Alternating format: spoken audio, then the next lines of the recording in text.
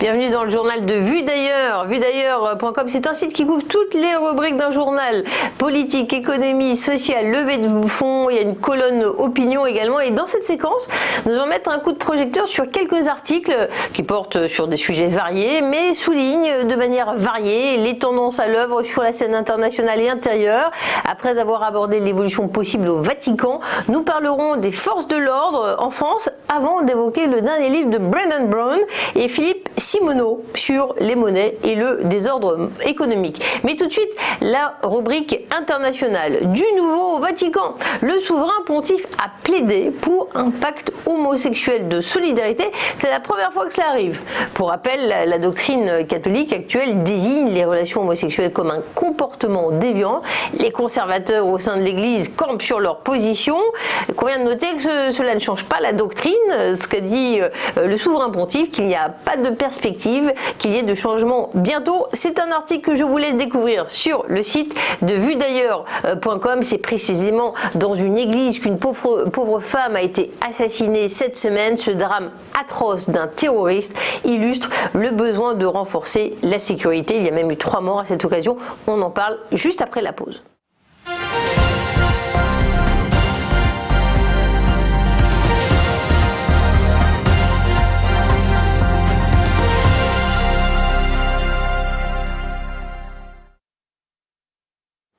Gérald Darmanin avait promis de s'engager pour la sécurité de son pays. Eh bien, le ministre de l'Intérieur a exposé aux membres du CFMG les moyens sans précédent obtenus dans le cadre du prochain budget et de France Relance afin d'améliorer le quotidien des gendarmes.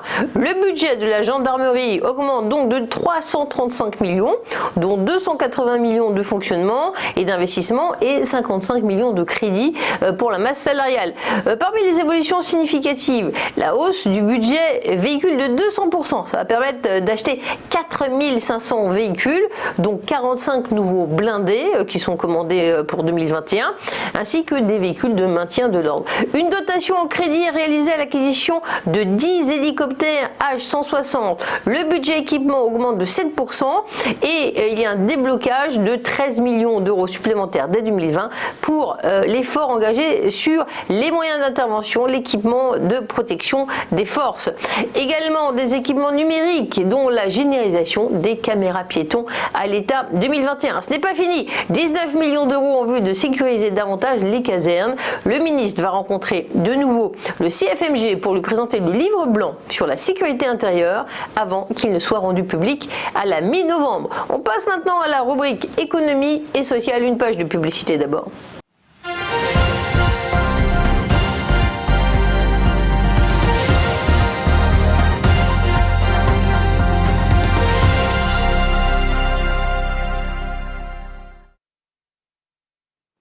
L'Assemblée nationale a voté il y a quelques jours les milliards d'euros du plan de relance pour permettre à la France de rebondir face à la récession économique.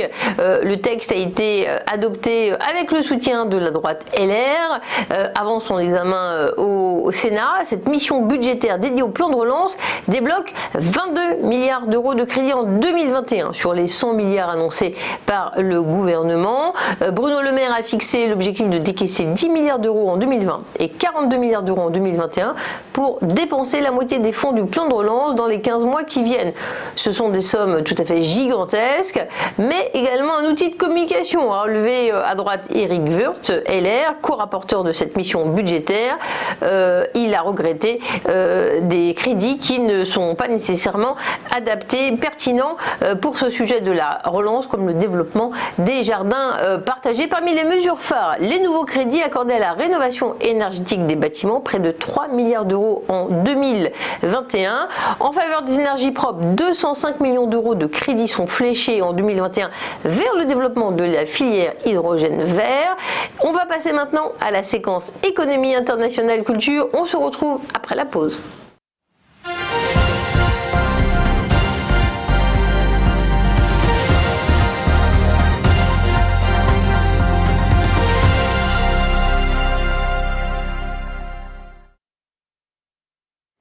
On On ouvre maintenant la rubrique économie internationale et culture. Vous le savez, le site vuedailleurs.com est totalement ouvert sur l'international.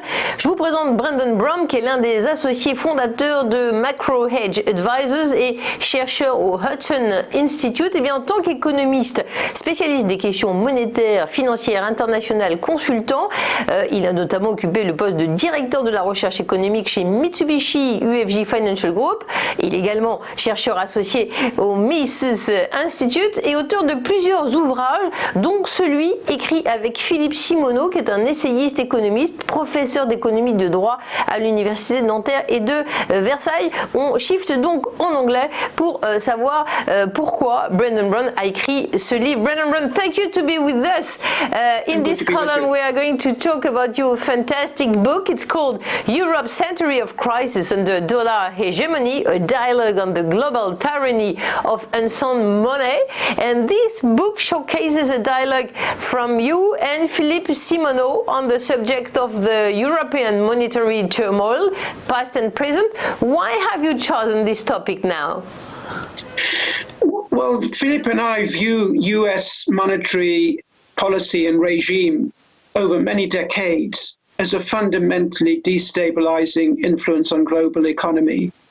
And it's a great pity and disappointment that Europe, after several tries, has failed to distinguish itself or protect itself from that US instability at great cost and loss of prosperity. So our hope in this book is to point a way in which Europe might do better in the future. And of course, it did do better in the past, in the period of the Deutschmark and the German monetary lead in the 1970s and 80s, but it hasn't managed to continue that under European Monetary Union.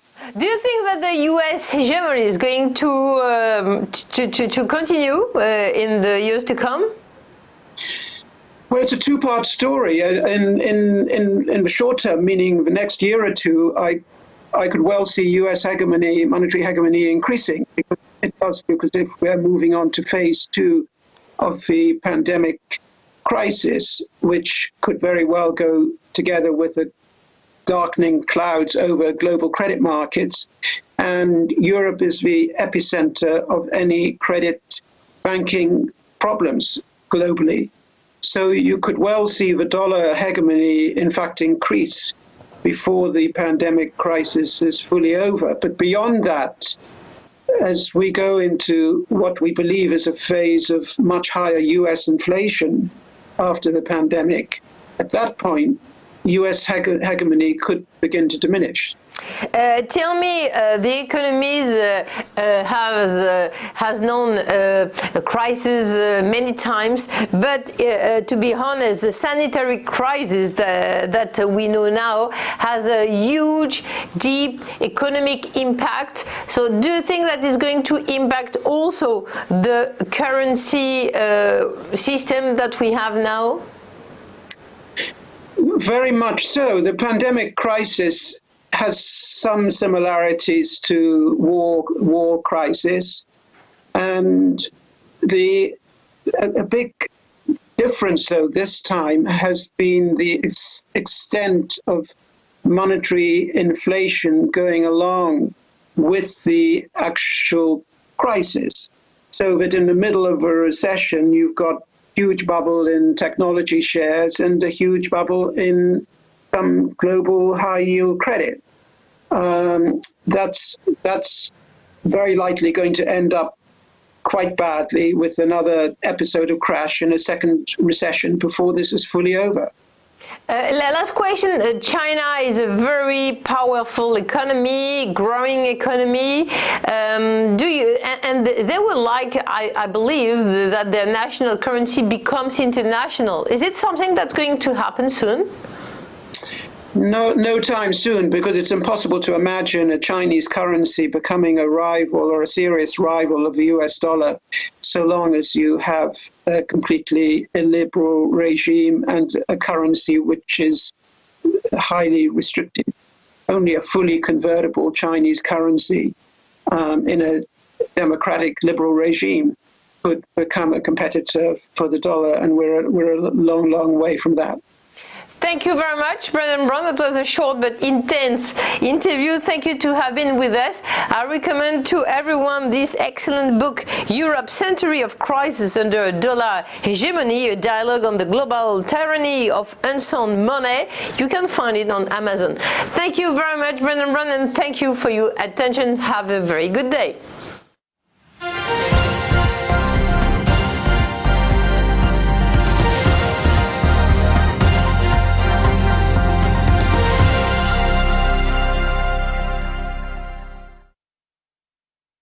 Bonjour à tous et bienvenue dans notre émission Entreprise et Innovation, votre rendez-vous innovation, développement économique et enjeux du digital sur TV Finance. Tous les jours, TV Finance met en lumière une société, un projet, des hommes et des femmes qui font l'entreprise d'aujourd'hui et de demain dans un monde en perpétuelle évolution. Pour y participer, contactez-nous sur tvfinance.fr.